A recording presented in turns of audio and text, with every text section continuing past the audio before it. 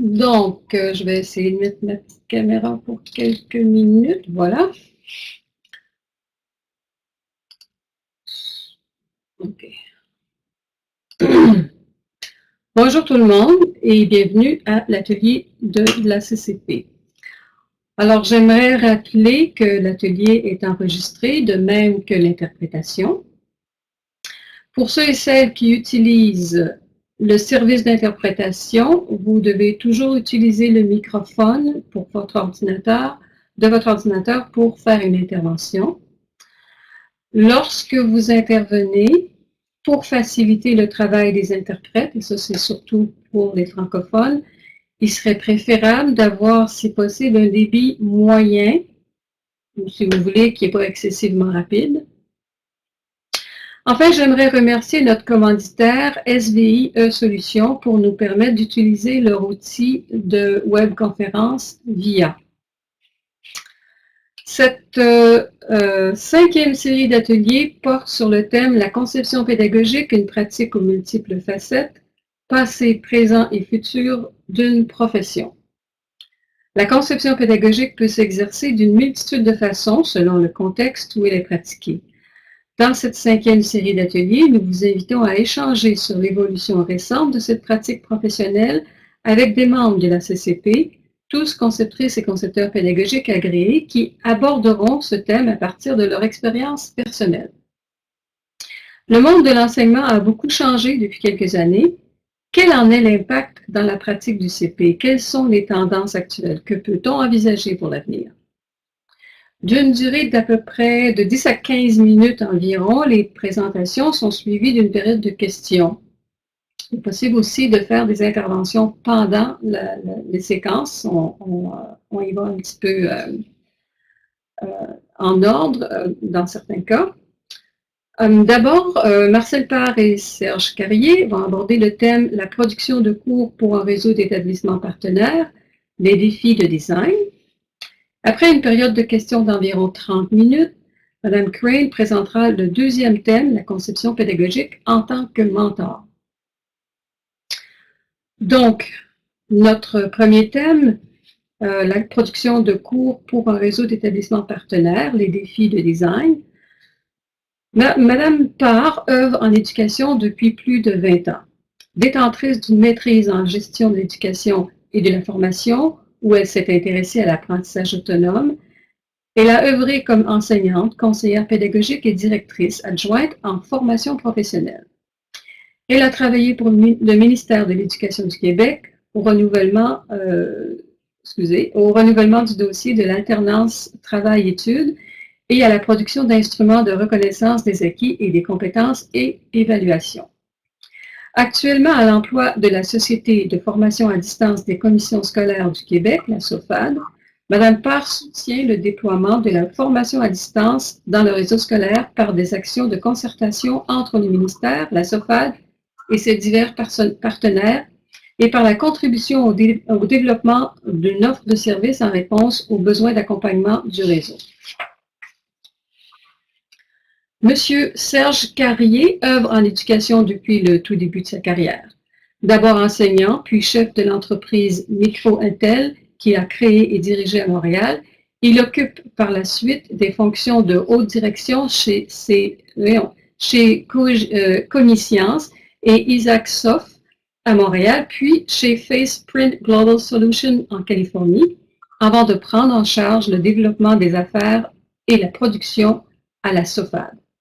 Monsieur Carrière possède une solide expertise de plus de 30 ans dans le domaine de la production et l'édition d'applications multimédia auprès de clientèles de tout type, jeunes ou adultes, en formation initiale et en formation continue.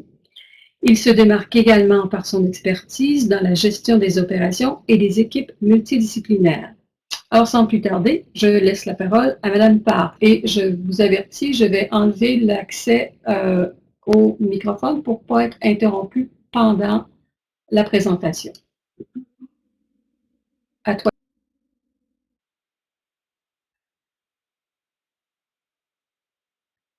Bonjour à tous. Merci Carole.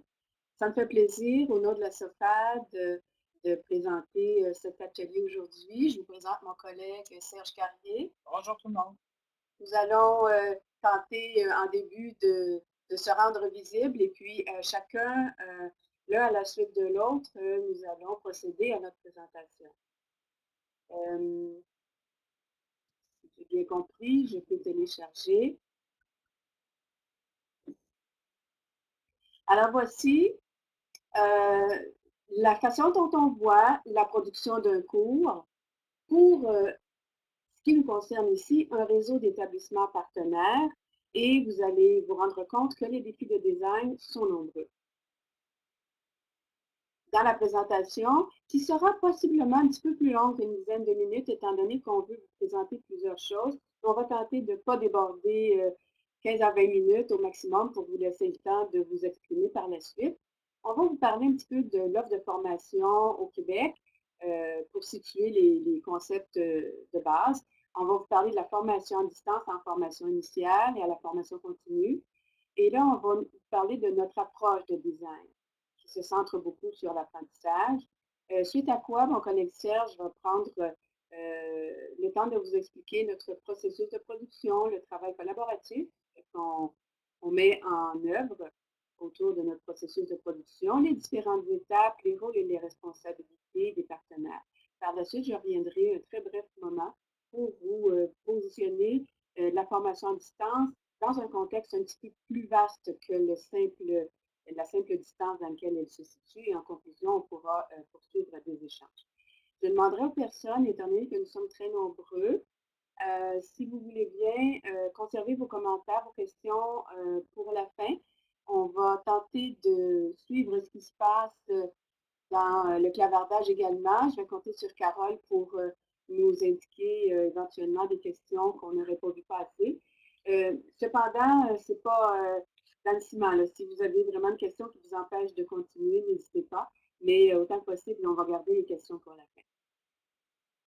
Alors, l'offre de formation du Réseau de l'éducation au Québec, en formation initiale, 72 commissions scolaires qui sont responsables de la formation générale des jeunes, la formation générale des adultes, qui est un secteur distinct, d'autres secteurs comme la francisation, l'alphabétisation, la formation professionnelle, etc. En formation continue, il y a 64 services aux entreprises. Toutes les commissions scolaires n'ont pas un service aux entreprises, mais la plupart, la grande majorité en ont. Donc, ce sont des personnes qui œuvrent directement auprès des entreprises pour monter, par des analyses de besoins, monter des programmes de formation. Il y a un consortium de services aux entreprises qui s'appelle Formation Québec en réseau, qui regroupe ces 64 services aux entreprises pour donner une masse critique dans la capacité de répondre aux besoins du réseau. Et tout ça se fait en présentiel et à distance, bien sûr, et comme un peu partout, la formation à distance qui s'installe graduellement, mais qui n'est pas implantée de façon égale à tous les secteurs. Maintenant, la formation à distance, à proprement parler, en formation initiale, une structure hybride. Et c'est ça qui caractérise vraiment notre situation et c'est ça qui impacte beaucoup sur notre processus de production. C'est une structure hybride, à savoir, il y a nous, la SOFAD, un organisme centralisé, et chacun des 72 établissements scolaires sont responsables des services à l'élève qui sont décentralisés. Donc, la SOFAD est responsable de concevoir du matériel d'apprentissage et d'offrir des services experts en formation à distance à notre réseau d'établissements.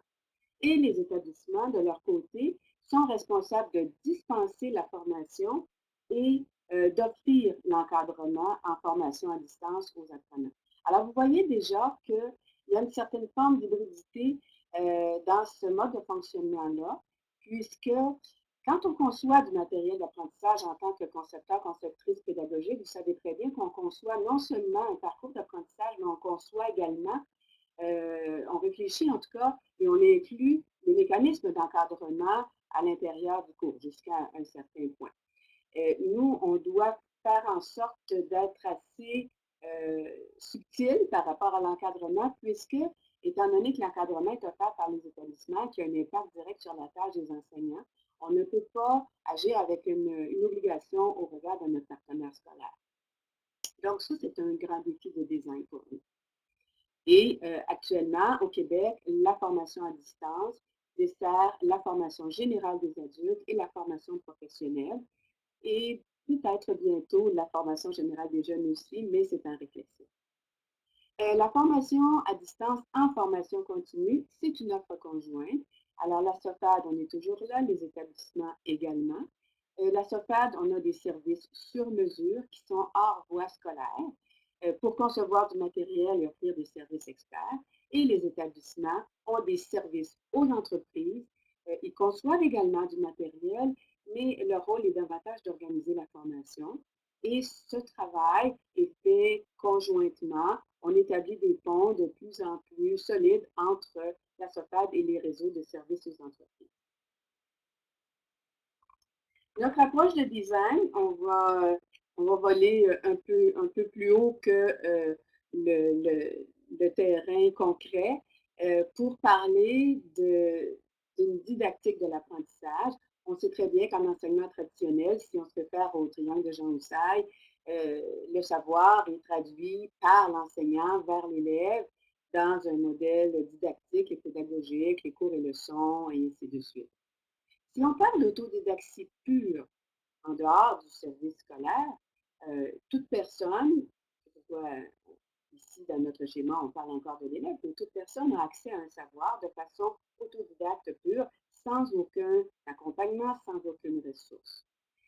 Trop souvent, on a confondu la formation à distance comme de l'autodidactie pure, alors que la formation à distance, on peut la voir davantage comme une forme d'autodidactie ou d'auto-formation accompagnée. Et c'est de cette manière qu'on va s'investir, nous, dans notre processus de production, en se disant que le matériel ne fait pas apprendre, la technologie ne fait pas apprendre, c'est l'apprenant qui apprend. Mais dans un cadre de formation à distance, il est accompagné, si vous voyez la flèche qui part de l'enseignant vers le parcours d'apprentissage, il est accompagné par des ressources imprimées, numériques, en ligne, et des ressources enseignantes, le personnel d'encadrement de la formation à distance.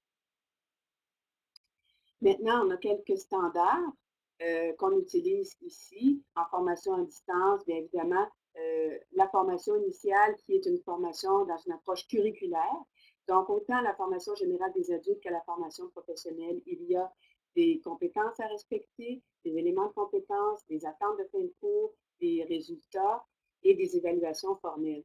Donc, notre processus, comme tous ceux qui travaillent en approche curriculaire, procède d'une analyse du programme d'études, un design adapté aux approches pédagogiques ministérielles qui nous lance dans ces programmes des grandes orientations d'approche, notamment l'approche par compétences, des contenus conformes aux exigences des programmes d'études. Il faut que tous les contenus soient le matériel adapté aux attentes et aux besoins des apprenants. Donc, il faut bien connaître notre clientèle, qui sont nos adultes à la formation générale des adultes et qui sont ceux qui sont à la formation professionnelle, et un dispositif imprimé, numérique ou en ligne, adapté aux capacités des établissements.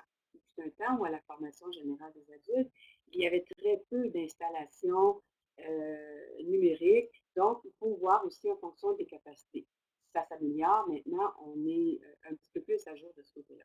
Et à la formation continue, la formation à distance, eh bien, on fait ce qu'on fait dans tout mode de formation continue. On fait une analyse du besoin de formation, du contexte des attentes, on fait un design en fonction des attentes et des solutions qu'on propose, des contenus conformes aux besoins à combler, du matériel adapté aux attentes et aux besoins des apprenants, et un dispositif adapté aux capacités des entreprises. Alors voilà, je vous ai tracé un tableau de notre contexte de processus de production. Je vais laisser à mon collègue Serge vous parler plus en détail de ce processus. Merci Marcel, on partage tout aujourd'hui, hein? Un écran, un micro, une caméra. Voilà. Bonjour tout le monde. En fait, comme Marcel le disait, je vais vous présenter aujourd'hui. Ouais, je vais vous interrompre une seconde. Pardon, oui? Désolée, je voudrais vous interrompre. C'est juste pour vous dire que la caméra ne fonctionne pas. Il n'y a pas d'image qu'on voit. Donc, vous pouvez la fermer en réalité. Il semble avoir un petit problème.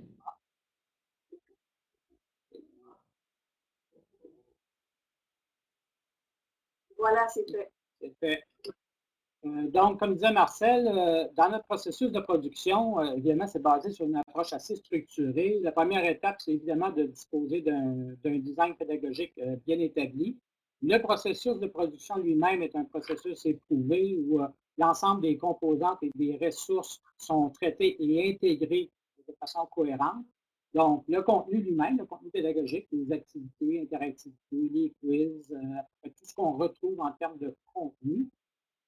Et les éléments dont le contenu est composé, parce qu'on les traite, on doit les faire fabriquer, on doit, dans certains cas, les acheter, que ce soit la rédaction des textes, la production des images, les narrations qui se font en studio, production vidéo, animation. Comme on fait souvent aussi des productions numériques, ben, ça interpelle la partie programmation. Donc, ça va être quoi la plateforme, le système de navigation, l'interface de saisie, le design visuel et tout ce qui servira à la diffusion.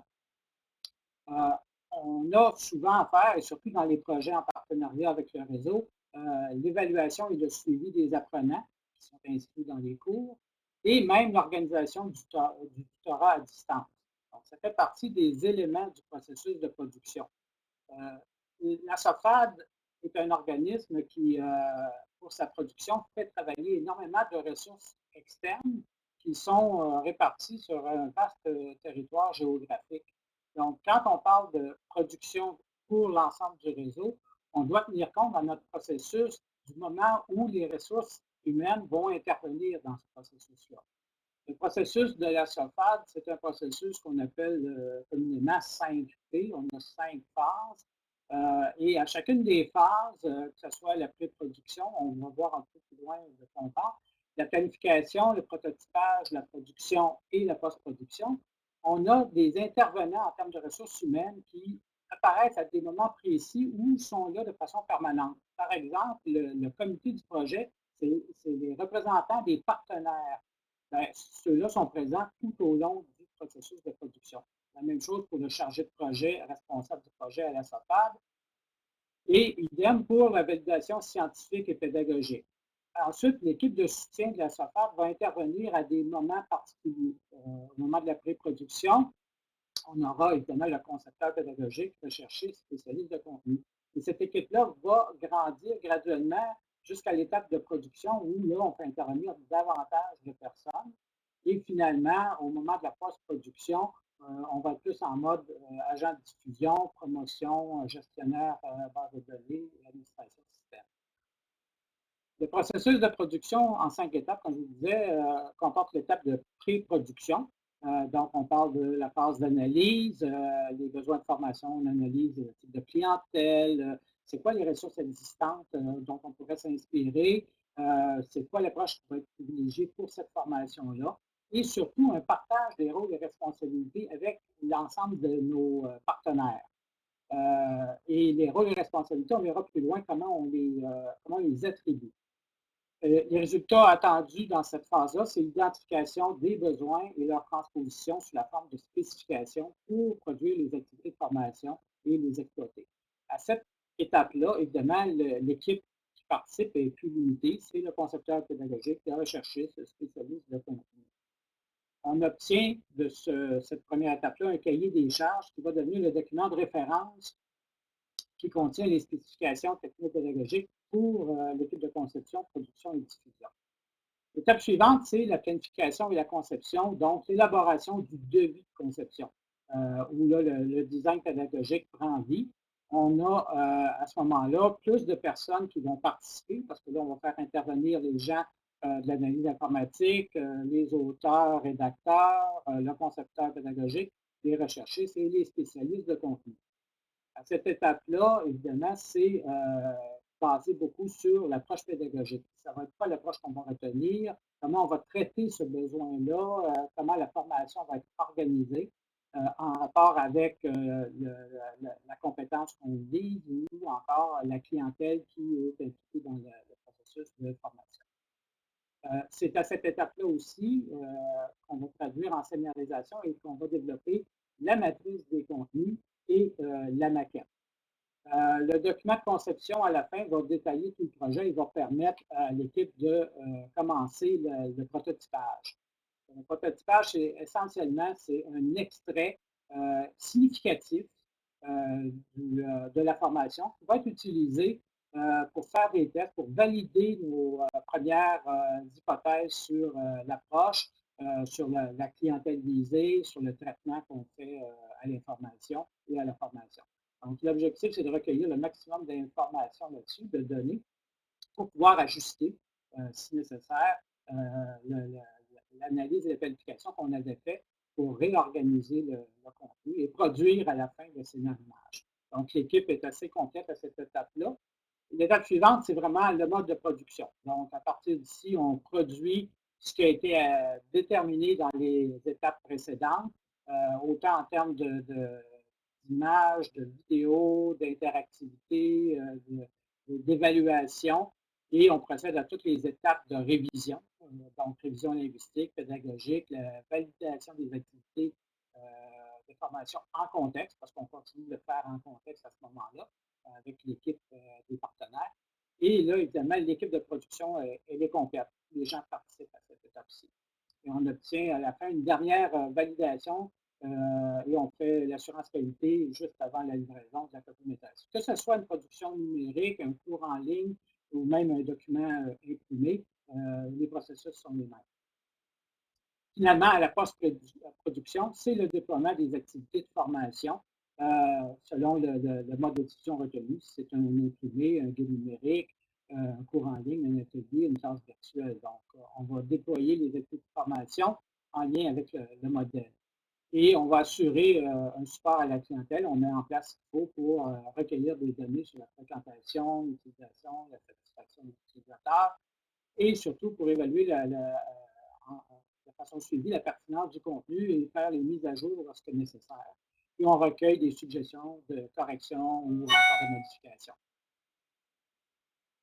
Les rôles et responsabilités, il y a un document Excel qui est disponible aussi sur le bureau qui présente les rôles et responsabilités. Donc, on attribue à chacune des étapes du processus et pour chacune des activités, il y a un résultat visé et on attribue une responsabilité aux différents intervenants, que ce soit les clients partenaires, que ce soit évidemment l'équipe d'affaires, le chargé de projet, le spécialiste de contenu.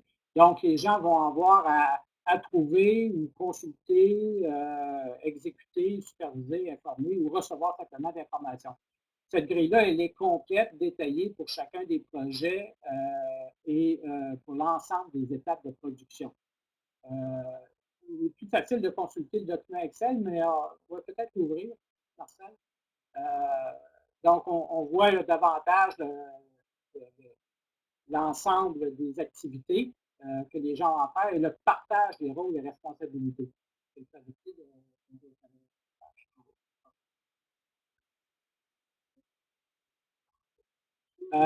Donc, chacune des étapes est présentée de cette façon-là.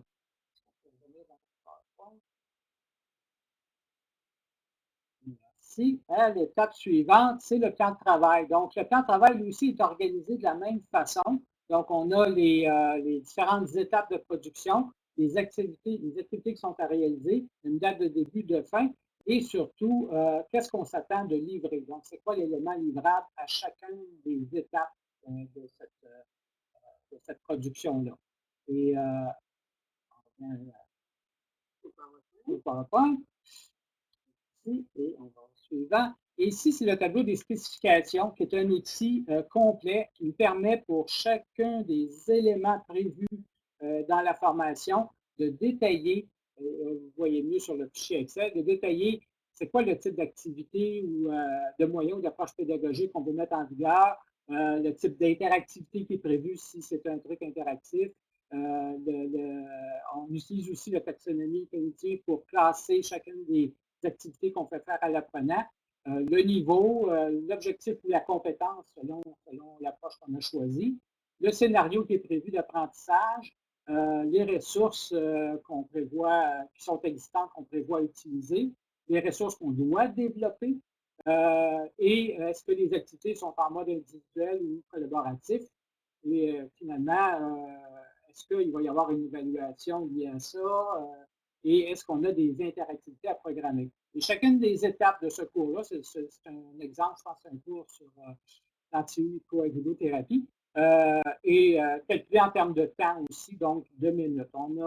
C'est un document qui doit faire dans les 18-20 pages et qui fait un cours complet d'une durée d'environ 4 heures. Et on fait tout le temps les références aux compétences visées dans ce document-là. Si je repasse la parole à Marcel. Merci Serge.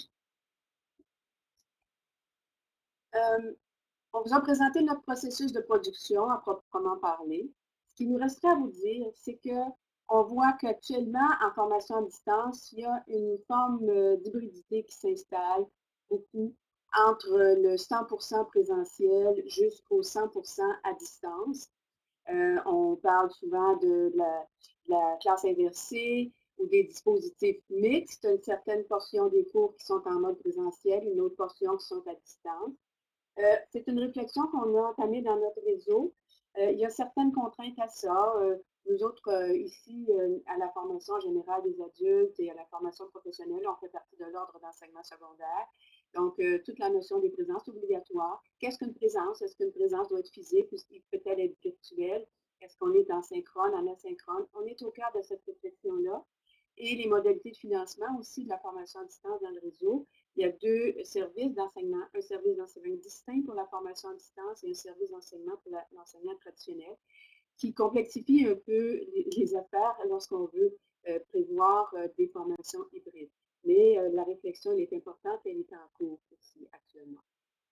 Et une dernière chose qu'il nous reste à vous dire, la formation à distance, comme vous a présenté notre processus de production, c'est pour la formation à distance en tant que telle, mais la part de la formation à distance est très riche également puisque ce mode de formation peut se conjuguer avantageusement à d'autres modes de formation. Quand on pense par exemple à des objectifs d'adéquation formation-emploi où il y a beaucoup d'alternance travail-études, ou aussi un processus de formation continue où il y a de la reconnaissance des acquis. La reconnaissance des acquis débouche sur des formations à acquérir pour les personnes qui le souhaitent. La formation à distance est très intéressante pour ça. Et l'alternance travail-études pour faire également des apprentissages à distance directement dans l'entreprise. C'est pourquoi on se dirige vers la création de ressources, objets de cours imprimés numériques en ligne qui soient référençables et réutilisables dans toute forme de situation au service de l'apprentissage tout au long de la vie. Alors, on a cette page que vous pourrez consulter qui sont nos coordonnées et on se fait rendu, même si on a débordé un petit peu de notre temps, à la période de questions. Alors, je vais tenter de remettre en fonction notre caméra et je vais inviter les personnes qui le souhaitent à soit lever la main pour prendre la parole. Carole pourra leur donner l'autorisation micro ou soit écrire vos questions, vos commentaires dans la section du clavardage.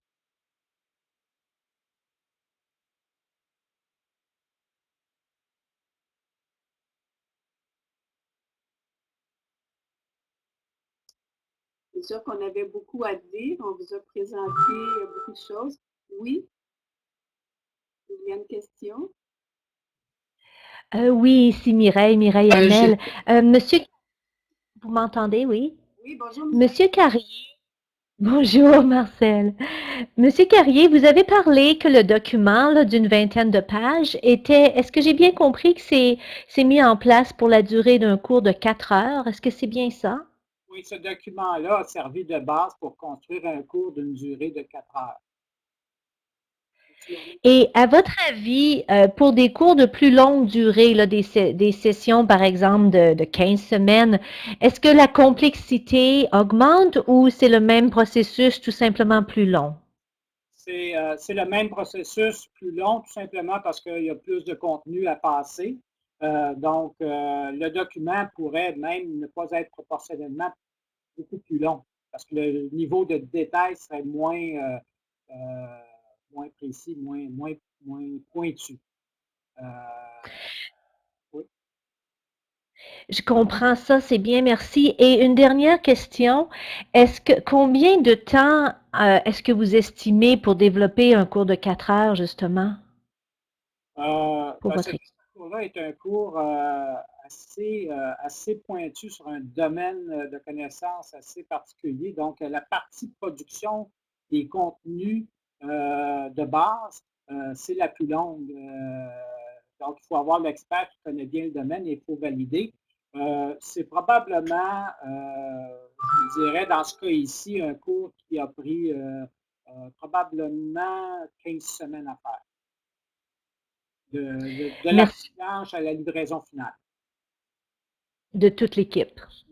Oui. Merci beaucoup. Il y a quelqu'un d'autre qui avait une question? Moussa, vous avez une question, vous avez la main levée et vous avez accès à votre microphone.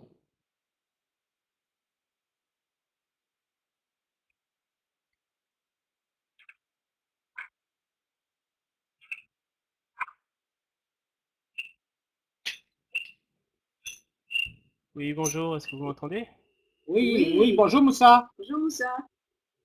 Oui, bonjour Serge, bonjour Marcel, comment allez-vous? Très bien, toi? Très bien, petite question, vite. Est-ce que vous utilisez des formules mathématiques pour l'évaluation des échéanciers ou du temps requis pour développer des cours en ligne? Il y a une partie de ta question au début qu'on n'a pas entendue. Est-ce que tu peux répéter?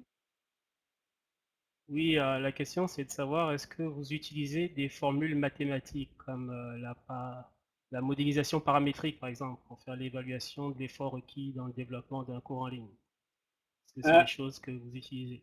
non, pas vraiment. On est davantage axé, je te dirais, c'est un peu des règles du pouce basées sur l'expérience, là. Mais c'est des paramètres qui pourraient être considérés. La difficulté qu'on a est liée au fait qu'on a beaucoup d'intervenants qu'on ne contrôle pas dans le processus. Par exemple, quand les experts ne relèvent pas de la SOFAD, mais du partenaire ou du client, le temps qui va être pris, on est un petit peu dans le noir. On ne peut pas prévoir d'avance. On peut prévoir à partir du moment, dans ce genre de projet-là, à partir du moment où on a le contenu. Là, on peut faire des calculs qui sont assez précis. Il y a aussi toute une question je dirais, d'approche de gouvernance numérique dans cette façon-là de faire. On travaille en collaboration avec différents joueurs lors de la production, pas juste en termes de contenu, mais en termes même de réalisation de vidéos. C'est toujours un peu aléatoire de connaître exactement le temps que certains fournisseurs vont prendre. Je ne sais pas si je réponds à la question. Ok, parfait, oui, ça répond à ma question. J'en ai une deuxième. Est-ce que vous utilisez un logiciel de gestion de projet pour faire le suivi de vos projets? En fait, le logiciel de gestion de projet qu'on utilise, il est un peu concocté maison dans des fichiers Excel. Il n'y a pas de logiciel comme tel actuellement, mais on est en train de regarder, puis on est ouvert à des suggestions, on est en train de regarder qu'est-ce qui existe pour, je dirais, pour mieux s'organiser pour la production.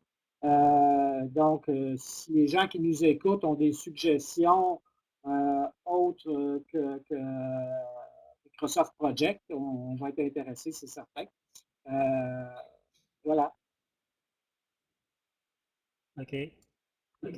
Alors, j'aurais d'autres questions, mais je vais laisser la parole à d'autres collègues pour s'exprimer. Mais juste pour mon information, Ne moi pas aussi, monopoliser la parole. ouais, je voyais CCNB. Est-ce que tu es au collège communautaire? Oui, exactement, c'est ça. Ah, merci.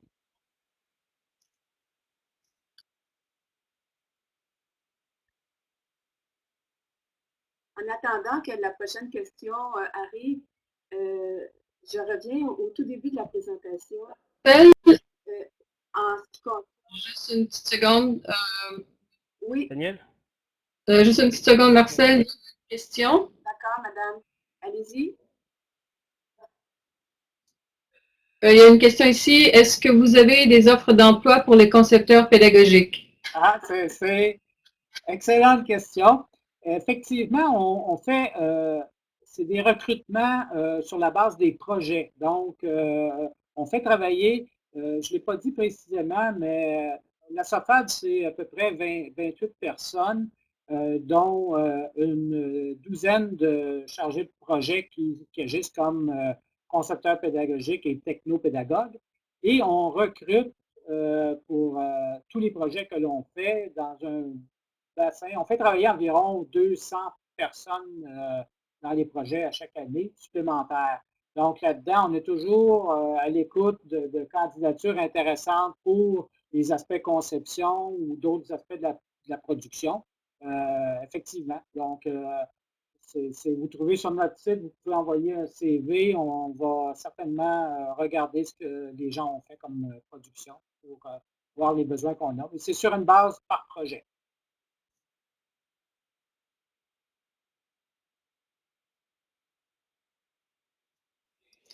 Il y a aussi des interventions et une intervention de Julio qui suggère probablement MS Project et aussi Gantt Ouais, qui sont Oui, gratuits. bien sûr. ouais. Merci. C'est sûr, on. Pierre Landry, Oui. pour une solution maison et ouverte, je vous propose Microsoft OneNote 2016. C'est encore plus puissant si c'est intégré à Office 365, gratuit pour organismes sans but lucratif. C'est ce qu'on utilise chez nous. Merci. C'est ce qu'on regarde actuellement. Merci.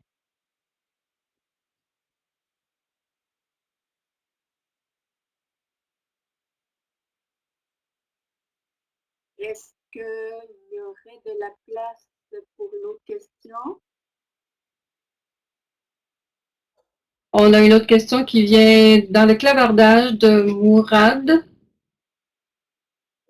Est-ce que vous voulez dire que pour postuler, il faut avoir un projet en main? Si oui, qu'est-ce que vous cherchez spécifiquement dans ce projet? En fait, pour proposer sa candidature, ce n'est pas nécessaire d'avoir un projet en main, mais ça peut nous intéresser si les gens ont des projets, effectivement. Non, c'est que si c'est de faire parvenir dans le fond, votre profil, surtout en termes de conception pédagogique ou technopédagogie. C'est des choses qu'on va regarder, c'est certain. Tous les projets sont faits de cette façon-là.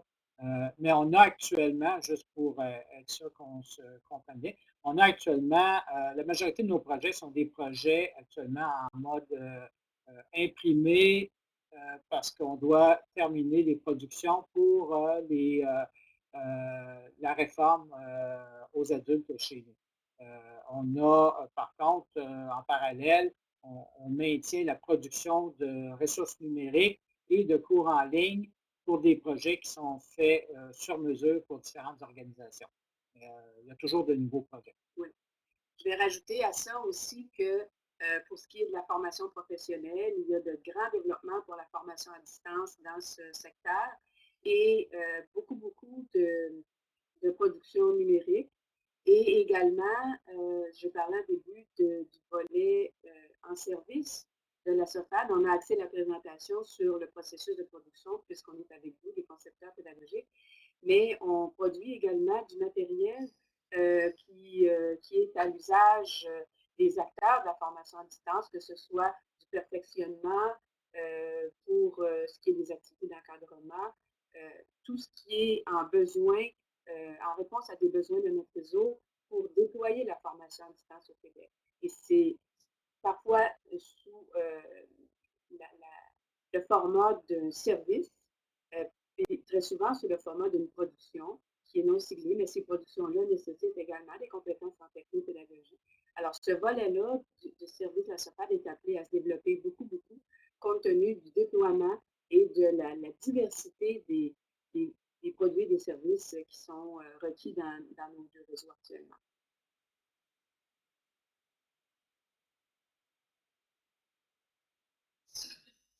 juste une petite précision moi-même par rapport à ce que vous venez de dire. Est-ce que vous considérez le travail à distance, le travail,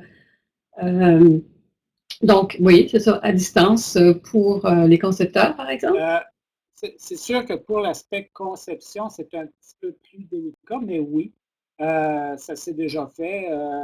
J'ai fait un projet, entre autres, pour l'Ordre des infirmières, où la SOFAD avait le mandat de faire le projet, mais on avait un spécialiste de contenu qui était à ce moment-là en Suède de mémoire, avec celle qui faisait l'intégration était en Grande-Bretagne et notre testeur était en Alberta et le produit se faisait ici à Montréal. Donc oui, puis dans le fond, c'est pourquoi on a favorisé l'utilisation d'outils collaboratifs pour la production de nos cours.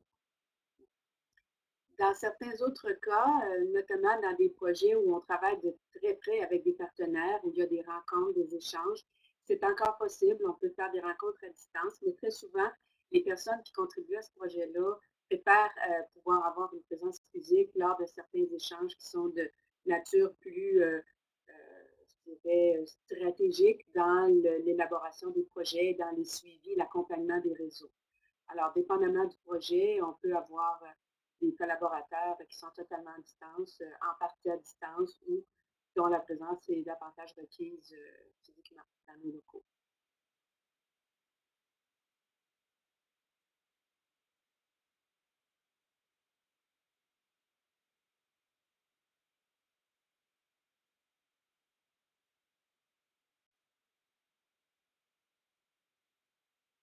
D'autres questions, commentaires?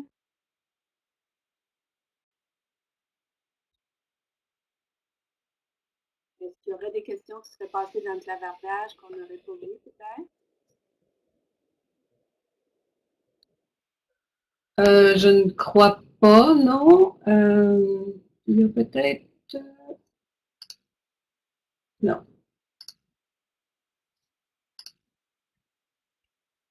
Non, je crois que le clavardage est... Ah, j'ai une autre question. Il y a deux mains qui sont levées, Moussa, et il y avait Mireille, mais elle est disparue. Est-ce que Moussa, tu veux toujours prendre la parole?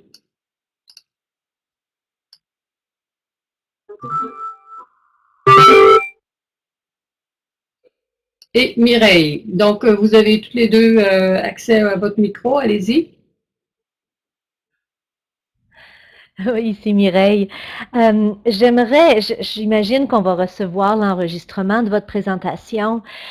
Pour moi, je vais devoir l'écouter à nouveau parce que j'ai, dans mon organisation au Centre collégial de l'Alberta, nos concepteurs de cours, nos spécialistes de contenu portent divers chapeaux et on n'a pas structuré et divisé la tâche de façon aussi bien organisée là, que vous la présentez. Puis je pense que ça va être très utile pour moi d'avoir une approche peut-être plus linéaire à la tâche. Alors, je voulais juste d'abord vous remercier pour avoir partagé ça, mais aussi m'assurer qu'on va pouvoir avoir accès à l'enregistrement à nouveau. C'est possible aussi de nous contacter. On peut facilement répondre à des questions, soit par Skype ou par téléphone. Ça va nous faire plaisir. On essaie tout le temps, je pense, dans ce monde-là, de s'enrichir mutuellement et de partager je dirais, nos réussites. Nos échecs aussi, des fois, ça aide. C'était de passer du concepteur orchestre à concepteur chef d'orchestre. Il y a certainement des avantages, dépendamment des projets. Puis surtout quand on travaille en collaboration de plus en plus, hein, même les gens, nous, c'est typique parce qu'on est un organisme de production et on a un réseau qui utilise notre matériel. Donc, on n'y échappe pas. On doit vraiment travailler en collaboration avec notre réseau pour d'abord s'assurer de ce qu'ils sont en mesure d'accepter, de souhaiter comme matériel. Et puis aussi en support à la diffusion pour s'assurer aussi que le matériel correspond et est utilisé dans tous ses usages. C'est pourquoi il a été conçu. Maintenant, à l'intérieur d'une organisation unique comme une université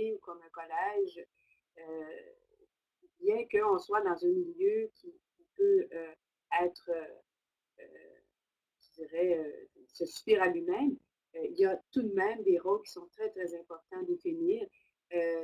Notamment, on pense aux universités qui, quand ils se dirigent vers la formation à distance, le professeur, est-ce qu'il reste le prof? Est-ce qu'il devient le tuteur? Est-ce qu'il devient le concepteur pédagogique? Et très souvent, ce n'est pas le cas.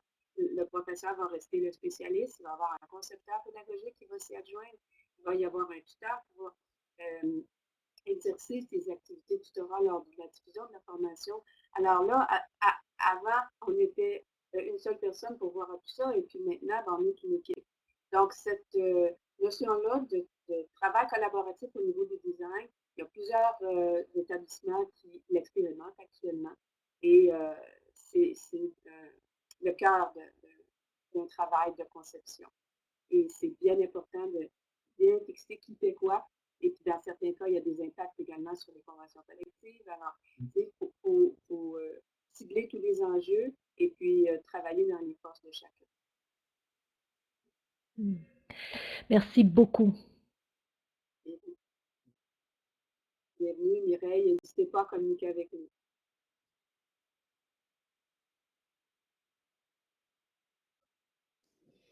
Alors, on a encore le temps pour quelques questions. On arrive toutefois à la fin de cette première partie. Mais on aurait encore le temps pour une autre question si quelqu'un est en train de préparer quelque chose.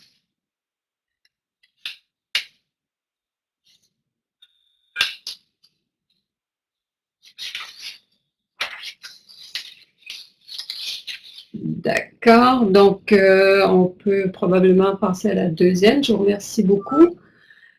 Madame Page et Monsieur Carrier.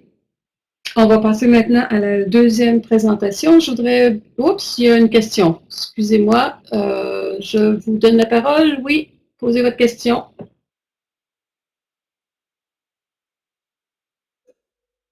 Oui, alors, est-ce que vous m'entendez? Vous n'avez pas activé votre son, mais vous avez accès maintenant. Allez-y.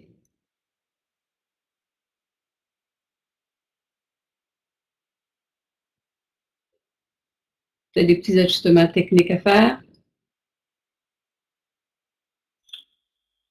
Vous pouvez aussi poser votre question dans le clavardage.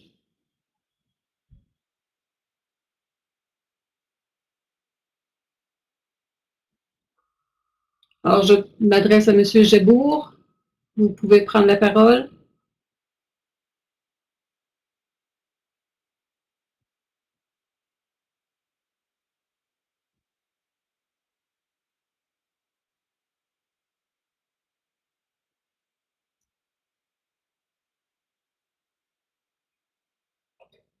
OK, on a un doigt levé. Je ne suis pas certaine de savoir ce que ça peut vouloir dire. OK, c'est dans le clavardage.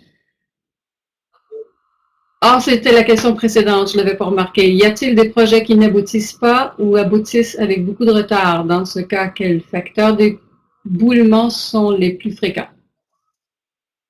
En fait, tous les cas existent. C'est sûr que dans la quantité de projets au fil des 20 dernières années, il y a des projets qui ont pris plus de temps.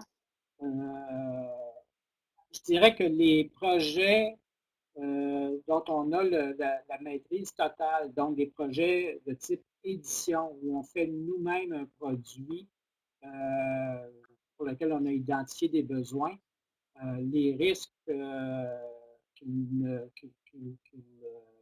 s'éternisent ou qu'ils n'aboutissent pas sont très, très, très, très, très faibles.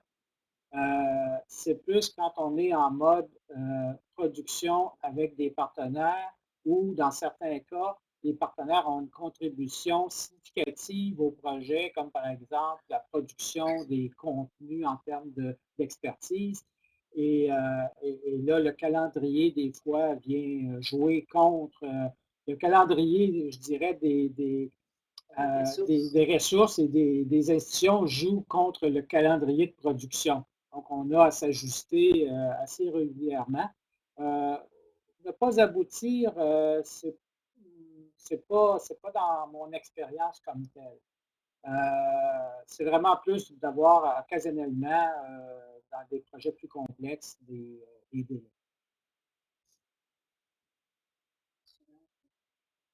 Ben, oui, il y a aussi le cas où, en cours de route, même si le projet avait été bien planifié, les partenaires décident qu'il faudrait ajouter un module supplémentaire ou donc ça, évidemment, ce n'était pas prévu, donc c'est sûr que ça va affecter la livraison finale. Et comme on dit souvent en informatique, un projet mal planifié prend 3 fois plus de temps que prévu, alors qu'un projet bien planifié n'en prend que 2 fois plus. C'est une règle du pouce.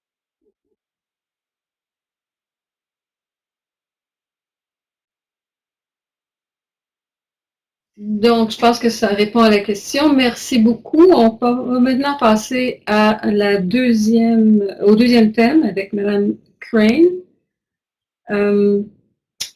Le concepteur pédagogique en tant que mentor. Madame Crane est conceptrice pédagogique principale au Center for Innovation and Teaching and Learning de l'Université Memorial. Elle a la chance de travailler dans un environnement d'équipe en tant que conceptrice pédagogique depuis plus de 18 ans. Durant ce temps, Daphné a conçu des cours en ligne pour de nombreuses disciplines, sciences infirmières, génie, histoire, administration des affaires, biochimie, mathématiques, pour n'en nommer que quelques-uns. Elle accorde un intérêt particulier pour la rétroaction centrée sur l'apprenant ainsi que pour le rôle du mentorat en conception pédagogique. Je laisse maintenant la parole à Madame Crane. So, Daphne, if you want to open your microphone, you can go ahead.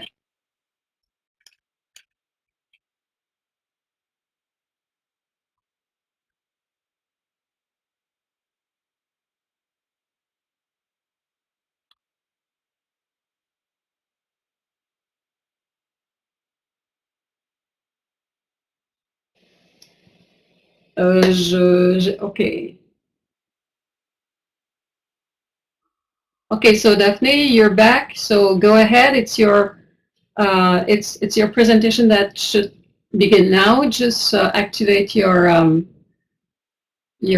audio and should be fine.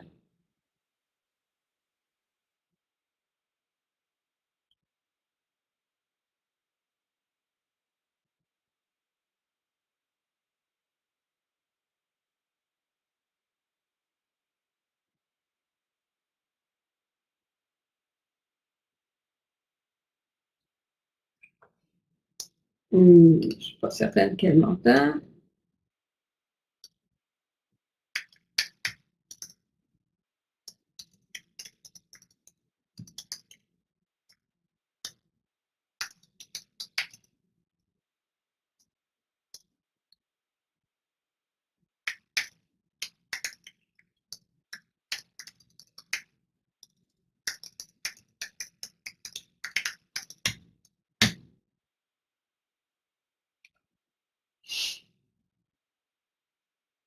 Madame Crane a revenu quelques problèmes techniques. C'était supposé d'être réglé.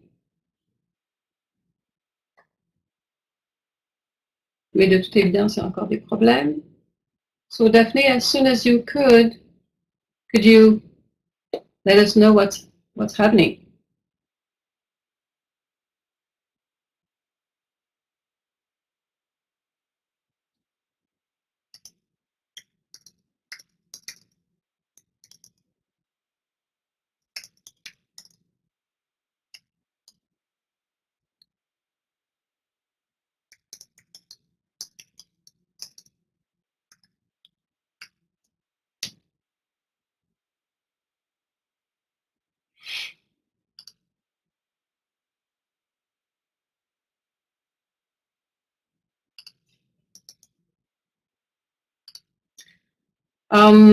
Daphne, could you hear me? I think you don't hear me.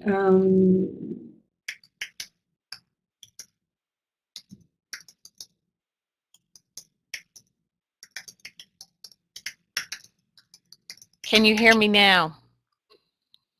Yes, yes, we could. Could you hear me?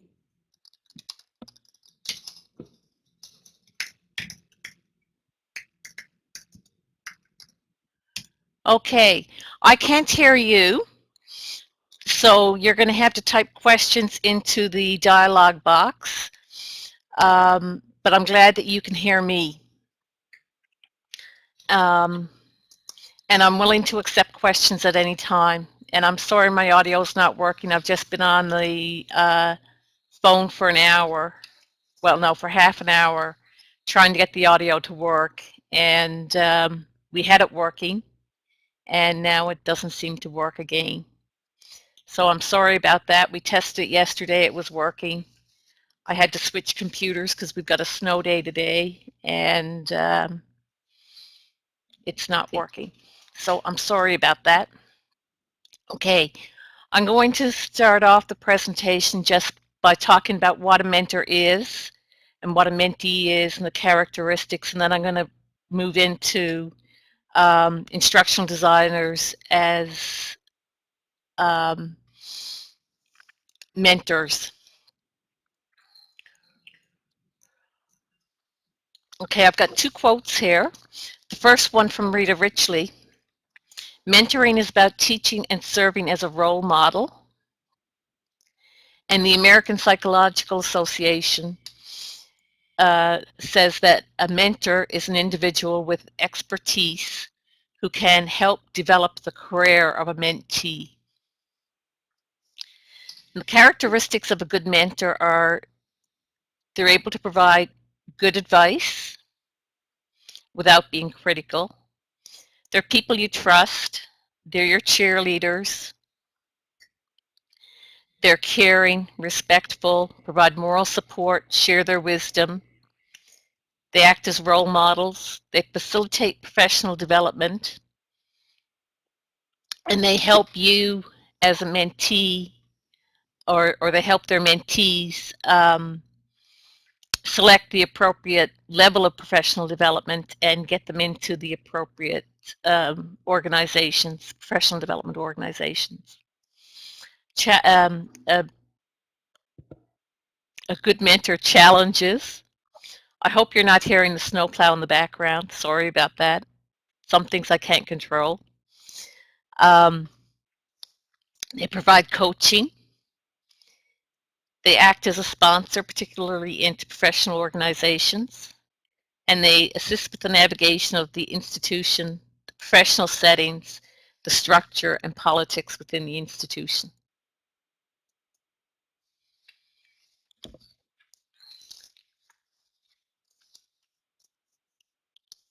And a mentee is an individual with a mentor, usually around performance evaluation. There's usually increased performance evaluation when a person has a mentor. Increased salaries more quickly when you have a mentor. Faster promotions, and have respect of peers and colleagues. And the needs of a mentee, they're looking for guidance. They have a series of questions or issues that they would like help with.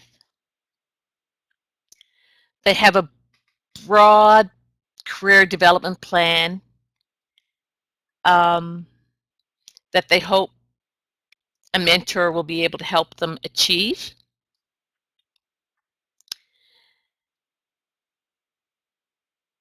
A mentee is often looking for somebody, especially in their early career development.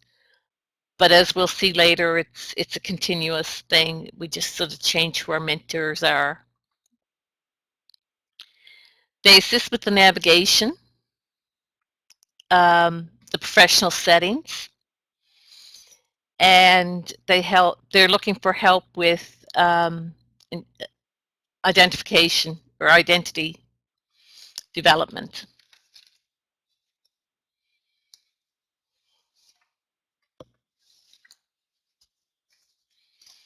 So if we look at the formal, informal mentorship, it's an agreement between two people, usually for a specific person. A formal relationship is an agreement between two people, usually for a specific purpose. And if you consider a new employee orientation, where you've got a 6-week orientation period or a 6-month orientation period, where a new employee has a mentor for the sole purpose of getting the mentee grounded within the organization. Or if you look at a professor-student relationship, particularly at the graduate level, where a student may have a particular faculty member who's their mentor, who helps them through their thesis writing, their research. According to the American Psychological Association, there's 6 characteristics of formal. It's objective defined. There's a selection of participants. So it's not necessarily assigned participants, but the participants get to choose when they're matching the mentor to mentee. There's training provided for the mentor and mentee, and there's guidelines for frequency of meetings, and there's goal setting. And there's informal, which develops spontaneously, is not managed per se, and is often initiated by the mentee.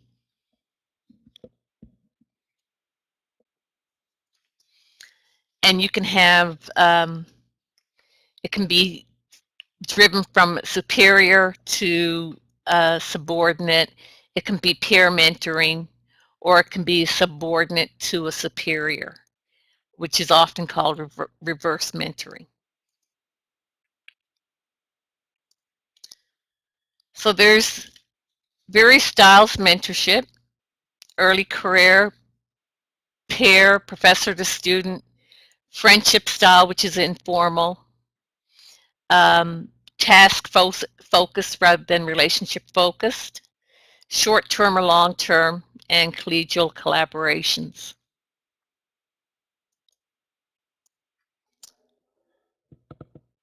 There's two different ways to look at phases of mentorship. There's the new, mid, and late career mentorship. And throughout those 3 phases, you might have more than one different mentor, or you're likely to have more than one different mentor. And the American Psychological Association has an initiation stage, which is an early relationship. And in an informal setting, the mentee looks for someone they admire, and the mentor looks for talent. So if you're able to demonstrate talent as a mentee, you're more likely to get an informal mentor. And in the formal setting, the matches are prescribed. At the cultivation stage, this is the learning and development stage where there's coaching on effective and efficient work, and an interpersonal bond develops. At the separation stage, which is often very stressful, there's a variety of reasons for separation. One is there's nothing new to learn. The mentee wants their own identity. They want to move on from being under the wing of the mentor. And the mentor may push the mentee off on their own. It's time for you to spread your wings and go. Because the mentor-mentee relationship does take time and resources. And the recultivation stage, the relationship can continue, but it continues as peer, and it's more of a social relationship. So I've got a quick reflective exercise here. I just want you to take a minute.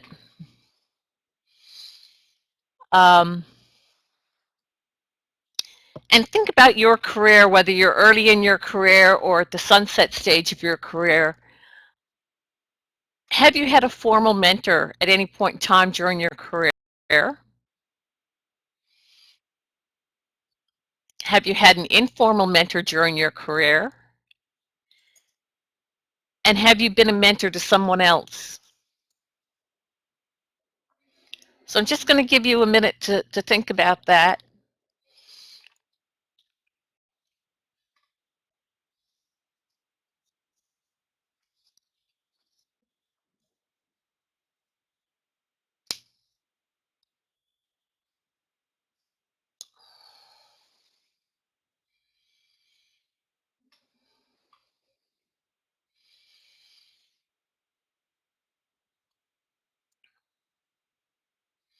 Okay, I'm going to move on to instructional design and mentorships.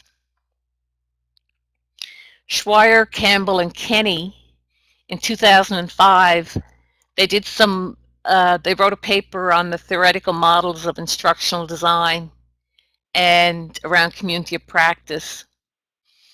And they said that the theoretical models of instructional design are not drawn on practice of instructional design. The instructional design theory is not grounded in practice. It's drawn from the professional experience of individual instructional designers, and it's based on a personal understanding of values and learning. And I think to some extent, although the paper's 12 years old, that's still true today. Maybe not to the same extent it was in 2005, but I think it still holds some truth today. And that sort of leads into mentors or the need for mentorship in instructional design, to be able to share our experiences and to look to others for help when needed. So the new instructional designer often finds an informal mentor, and they often limit the mentee role to the first few design projects, and then they want to move on to develop their own identity. And for me personally, when I started working as an instructional designer in 1998, I worked at a college where the design process was in place but was being tweaked. The unit was fairly new. The instructional design unit was fairly new. It was about 6-8 months old when I joined. And so a lot of things were being, they weren't firm.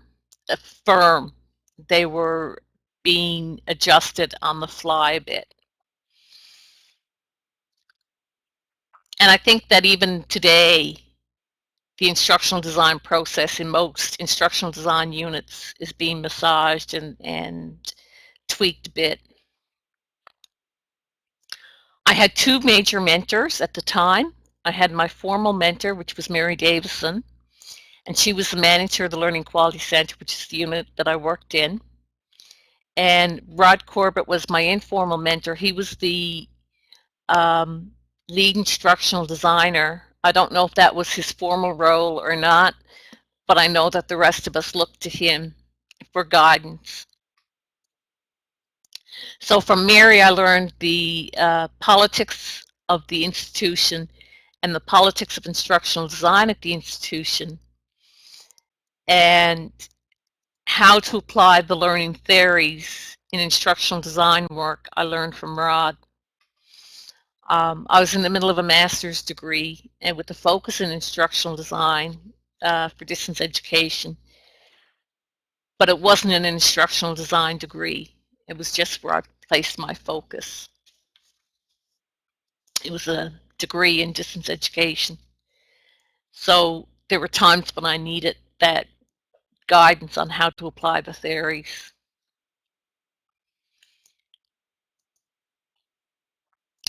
The mid-career instructional designer often mentors new instructional designers, particularly around the politics. The mid-career instructional designer often mentors the subject matter experts, the SMEs or the content author, CAs. And the mid-career instructional designer may also be a mentee. They may have others who they look to as a mentor as well. I'm what I would call a mid-career instructional designer, although some of my colleagues may wish I was at Sunset, but I'm not there yet. I believe that I have an informal mentor-mentee relationship with the faculty that I work with, content authors, as we work in the design and development of their course. I share my instructional design expertise, and I hope that I do it in such a way that the next time they go to develop a course, they're more independent and they know what to expect and how and why we're doing things the way we're doing them. That's not to say that they're left on their own, but hopefully they're a little less dependent. And I share the learning theories that I use in the design with them, because they're the ones who are going to have to deliver the course based on those learning theories.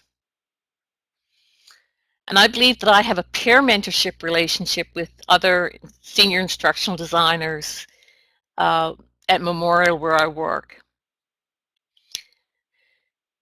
And there's a team of 6 of us, and there's 2 or 3 within the team that I'll go to bounce ideas off of.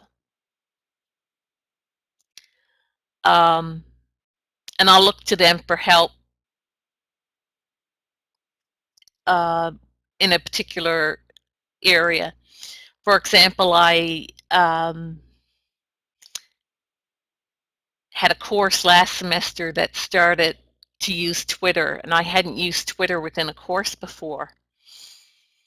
And so I relied on one of the other senior instructional designers to help with the development of the Twitter component of that course. And I learned a lot from Jane in the process. And it was just, you know, that one time, one particular problem, let's look for somebody who knows more. Let's develop that mentor-mentee relationship for that 2-week period and then move on from there. And I like to think that it's reciprocal, in that my coworkers, my colleagues feel the same way, that they can come to me for help and advice in a particular area. Often a mid-career instructional designer is a mentee to a new instructional designer who has expertise in social media, mobile devices, etc. And this is often referred to as reverse mentoring. The sunset instructional designer, the instructional designer who is counting the days or the months to retirement, often tries to share their wisdom prior to retiring, and they often look for mentees with talent to share that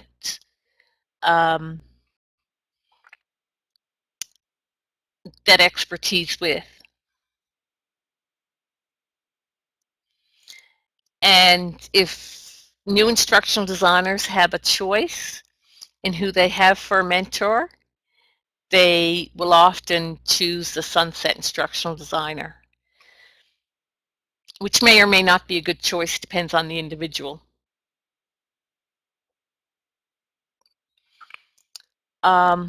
Like I say, I'm not there at the sunset stage yet. But at about 8 to 10 years ago, a prominent distance education instructional designer was retiring and was concerned that he or she was taking all that gained wisdom with him or her. And this is somebody who I had a lot of respect for until they came up with the idea that they were retiring and all this knowledge would be lost. My gut response at the time was, if it was valuable, then the individual should have shared the knowledge and wisdom well ahead of time before retirement. And when I look back at the situation. I think the individual really tried, but they couldn't form the mentor-mentee relationship. Some of us are just not able to do that.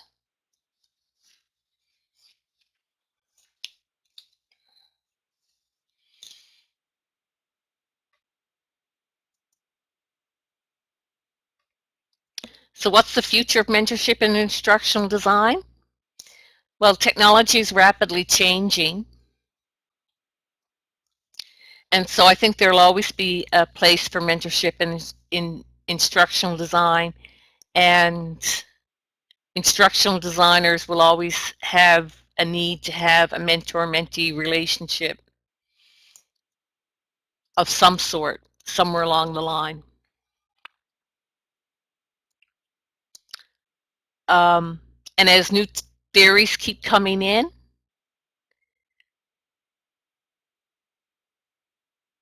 there will be that need.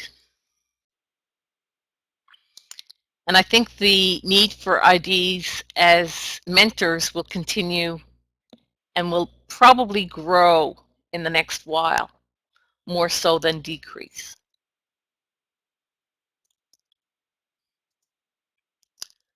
I have 4 references here. Anybody can download my PowerPoint presentation, or you can email me and I'll happily send it to you. Does anybody have any questions?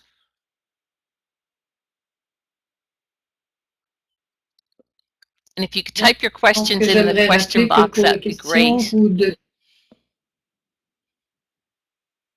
Exactement.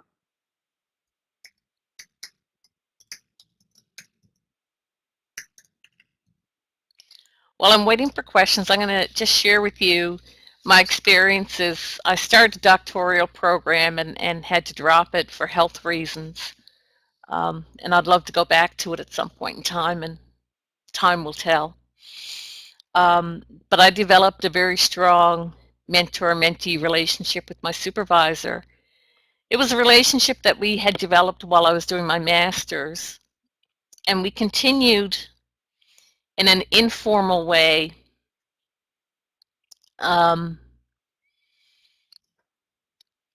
between the time that I finished my master's and the time that I started my doctorate. And then it was really hard when he was sort of offered a package he couldn't refuse for retirement, and then I was sort of left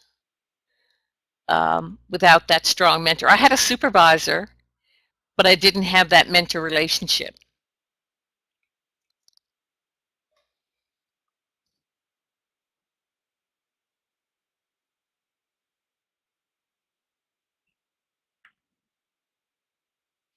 Okay, so Patrick has asked, am I aware of any efforts to incorporate an industry-based mentorship for master's and doctoral students? Do you think that would help produce more real-world ID grads? I'm not aware of any, although I'm not aware of any formal programs that do that. I know when I was doing my master's, we were always encouraged to find a mentor, or at least I was from my mentor within the program, to find a mentor within industry that we could learn from and apply the knowledge that we were gaining in the program.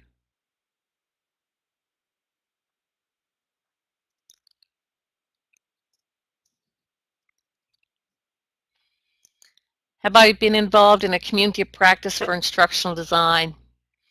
If yes, were there mentor-mentee roles? I've been involved in a few community of practices for instructional design. Over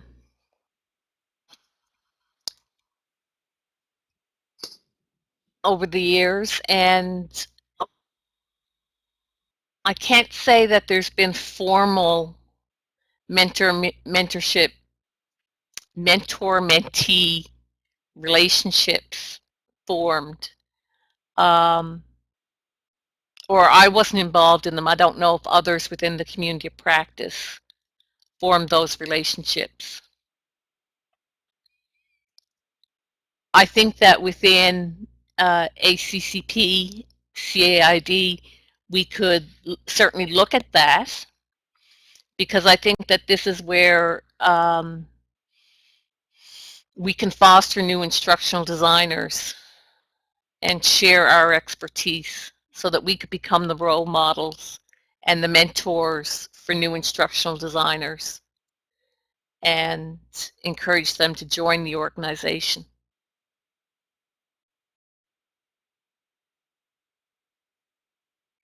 Does that answer your question, Linda?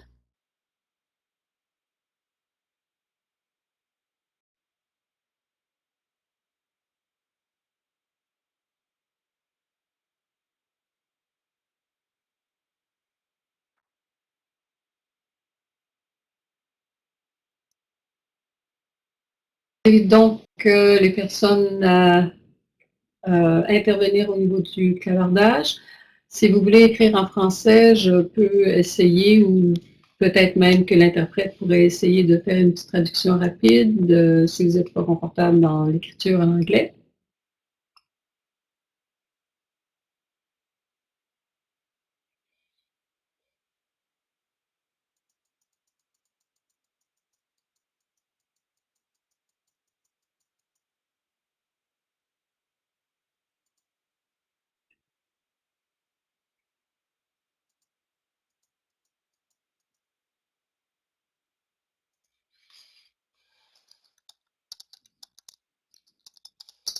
Edwin, you wanted to have the email address of who?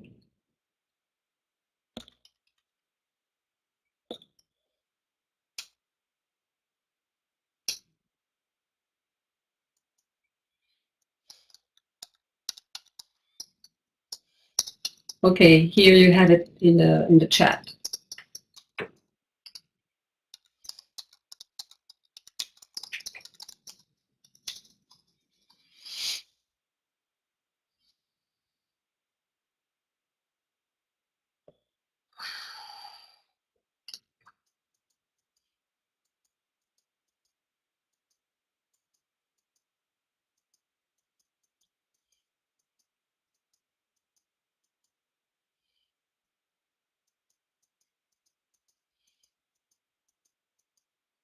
Il reste encore quelques temps pour des questions, si vous avez des questions. Il reste encore quelques minutes.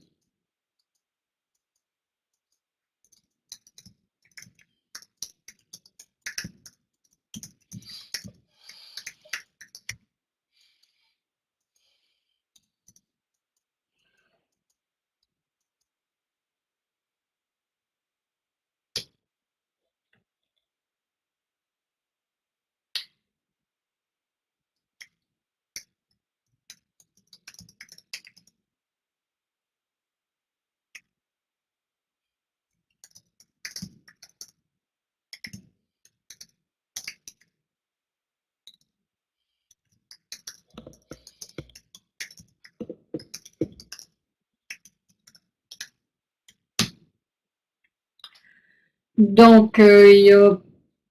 oui, je ne crois pas qu'il y ait d'autres questions. Vous pouvez encore faire des questions, mais je vais de ce moment pour à la fin de l'atelier pour reprendre quelques minutes pour remercier chaleureusement Madame Parr, Monsieur Carrier et Madame Crane pour leur If nobody has any more participation. questions, I think, given my inability to hear, and I apologize for that. We did test it yesterday. I tested my audio and this morning on this computer, and it worked fine. And then an hour before the session started, it died. I have no idea what I've done. But I think given that situation, we'll clue up now. I thank you all for attending, and I hope it was beneficial to you.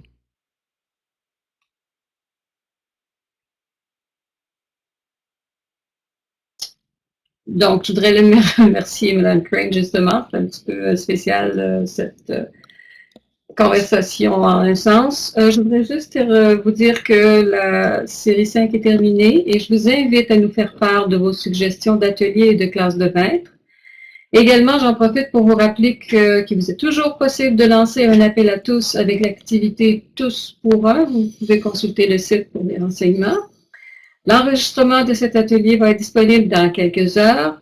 Je vous remercie tous et toutes pour votre présence aujourd'hui et je vous souhaite une excellente journée. Merci beaucoup.